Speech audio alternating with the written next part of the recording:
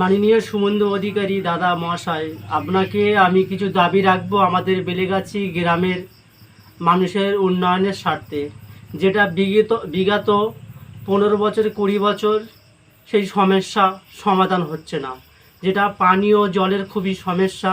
আমরা ভালো মতন পানীয় জল পাই না সরকারি তরফ থেকে, বা সরকারি কোনো কল সেরকম বসায় না। সাথে সাথে আমাদের বেদবিড়ে একটা স্টেশন আছে, সেখানে কোনো রেলগেট হচ্ছে না বা ব্রিজ হচ্ছে না। তাতে মানুষ ওই অবস্থায় যা আসা নিয়ে গাড়ি ঘোড়া নিয়ে যাচ্ছে, তাতে মানুষের অ্যাক্সিডেন্ট হচ্ছে, তাতে আঘাত হচ্ছে, মানুষ মরেও যাচ্ছে। সাথে সাথে এটাও বলবো আমি, আমাদের বেলেগাছি একটা ভালো হসপিটাল হোক, মানুষ চিকিৎসা পাক। আজ আমরা চিকিৎসা করতে গেলে কলকাতায় ছুটে যেতে হয়।